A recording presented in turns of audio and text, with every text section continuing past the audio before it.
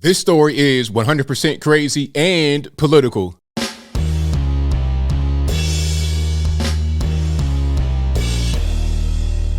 How's everybody doing? My name is Anthony Brian Logan, and today we got to talk about the Michigan school shooting that claimed the lives of 4 students and injured 7 others. A 15-year-old by the name of Ethan Crumbley took his father's gun to school and went on a rampage. But the story is really deep, and now the parents are being charged with involuntary homicide, adding on to the charges that the son has. Let's go back a little bit to explain how we've gotten here. How did the shooting happen? Why are the parents being charged? Were the parents on the run? How were they found? Let's back up. Now, apparently, the father purchased a gun that was used in the shooting on Black Friday just a few days ago. And I think the son had the gun on social media, taking pictures, talking about, look at my new baby, look at my new toy, X, Y, and Z. So it was like the gun was for him. Now, remember, the son, Ethan, is 15 years old. I don't believe this is legal in Michigan to purchase a gun for a minor. Now, I think he may be able to take the gun to the range. Like the father could take the son to the range and have him shoot the gun, the 9mm pistol. He can shoot it at the range, but he can't have it on his person any other time. And if I'm wrong about that, y'all let me know in the comments. But either way it goes, the son obviously could not be 15 years old going to the store and buying a weapon. So the dad had the weapon and the son's taking pictures of it. And the parents apparently kept the weapon in an unlocked drawer in their bedroom, like in a nightstand or something like that. So fast forward, the son is in school one day and the teacher looks at his desk and sees a trouble in drawing. And the drawing had like a gun and some blood and some stuff talking about the world is dead. And it was like he was about to shoot the school up. The note didn't say I'm going to kill people, but if you were to see the note, you'd be like, okay, something's wrong here. So the school called the parents immediately and had them come to the school that morning of the shooting, before the shooting happened, obviously. So they had a meeting. The son was down at the office. The parents were there, teacher, principal, whatever. They had a meeting and they talked about what's going on. And I think that they ordered the parents to get the son into counseling within 48 hours. But that was it. The parents left and the kid went back to class. Now, nobody thought, hey, well, okay, there's a drawing that looks really troubling of a gun and some blood and some stuff. How about we check his backpack to see if he has a pistol in the backpack? How about the parents say, well, is a gun at the house? Like, what's going on? I'm not sure they understood why they're being called to the school. I don't really know. This is all kind of new information. But what I do know is that the school knew what was going on as far as a drawing. That's why they called the parents. So somebody should have had the foresight to say, all right, check the backpack or ask him, is the gun here? But nobody did that. Being Monday morning quarterback is easy to say something like that. But back during the time when it happened, nobody thought to kind of add 2 and 2 together and get 4. But either way it goes, the kid go back to class and the parents, they go back to wherever they were, at home or work or whatever. So I think what happened was the parents went back to the house and then they thought, oh, okay, well, he's writing about that. Let's make sure the gun is still where it's supposed to be. So they go look for the gun is gone. So this is where things get really weird. And this is part of the reason why I think the parents are being charged. I'll talk about if that's just or not in a minute. But I believe the mother texts the son and says, Ethan, don't do it. Meaning don't shoot the school up. And shortly after that, he goes on a rampage. He kills 4 students ranging the ages from, I think, 14 to 16 or 17. Like, it's all high school kids. And he injured 7 more. And may everyone who passed away rest in peace. Prayers out to the families. And hopefully everyone who was injured is able to get well soon. Now full recovery. But that's what's going on. And I think the parents called the police to alert them that either the gun may be there and or that he was a shooter, because at a certain point they found out about the shooting. Because it was still like when the parents left, Shortly thereafter, the kid go back to class, and then he goes to the bathroom, and then he goes on the rampage. So it's a very short period of time between the time they were there for the meeting and then the actual shooting. Now, the parents are being charged with involuntary manslaughter, and the federales, and the police, the authorities basically in the area, whether they're federal, local, whatever, they couldn't find the parents. They had taken out $4,000 from an ATM, and then they turned their phones off. So they were on the run, allegedly. And they were eventually found inside of a warehouse, like hiding, basically. And they did not break in, so somebody probably helped them to get inside the warehouse to just stay. Now, there's a detail from the news talking about they were a mile away from the Canadian border, but I'm not sure that makes any difference because Detroit, which is where this was, and the shooting was outside of Detroit, but they went to Detroit proper to hide.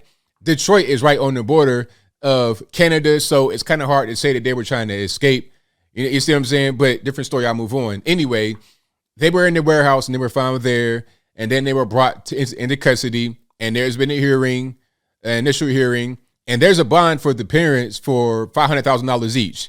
So $1 million total. There's no bond for the shooter, thank God, unlike Timothy Simpkins out there in Arlington, Texas, who brought his gun to school, shot it up, and was given bond for $75,000, some ridiculously low amount. And then he had a party with his family. That's a different story. And I'll move on. The whole point is that the shooter in this case has not been granted bond, but his parents have been granted bond. Will they be able to post it? I'm not really sure, but for now, I will digress. The point is this.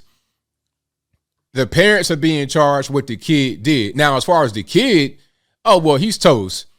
He's 15 years old, but they're trying him as an adult. So he's finished. He's not coming home ever again. You done killed 4 people, injured 7 more, brought the gun to school. It was premeditated. There's no way out of this for him. Okay. Maybe if he was being tried as a juvenile, he could get home. He may be able to come home at some time if he was to be tried as a juvenile. But if you're tried as an adult and you got 4 bodies in a school, you're not coming home again. Now, as far as the parents, I'm not quite sure this is the appropriate thing to do.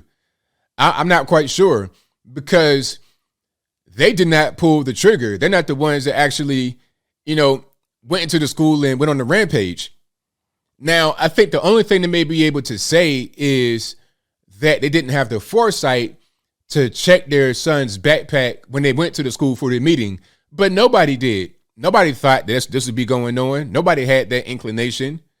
I don't think they probably didn't see any signs beforehand, as far as I know. This is not like Dylan Roof, where the federales already knew about him. They already had a lengthy rap sheet on him. They had been called to the house over and over again. Okay, so there was already some foresight there. But I don't think Dylan Roof's parents got charged for anything, although pretty much everybody knew he was a terror and a danger to society. So, I mean, I don't really understand. If he is known to be a terror and a danger, and he goes out and kills 9 black folks in the church, and the parents didn't get charged, then why is the school shooter's parents being charged when he goes on a rampage with no apparent prior history? It doesn't really make any sense. Now, here comes the political part. The prosecutor openly said in a statement, and I'll place the source for this, CNN.com, in the link in the description box below. The prosecutor said that the reason why she's charging the parents is because she's sending a message to gun owners be more responsible. Okay, it's not even necessarily about them being innocent or guilty or being liable in this case necessarily. It's about sending a message because she can do this. I think there was another case of somebody being locked up for what their child did like 20 years ago. And I'll link to that in the box. The person's name was Jamel something or other. I'm not quite sure what their last name was, but their child took a gun to school and killed somebody. And then I think they got like 6 years in the penitentiary for what their child did because they were negligent in keeping the gun safe. Because I believe the gun was not locked up in a box or anything like that. It was just in the drawer. Speaking about the case right now in Detroit or in the Detroit area with the Crumbleys. So I think this is really political. I'm not quite sure it's the parents' fault. Now, it might get a little bit tricky if the parents went out there and brought the gun for the kid, that's probably not legal. Okay. If they allowed the kid to have open access to the gun, that's probably not legal either. But it might be kind of hard to prove that.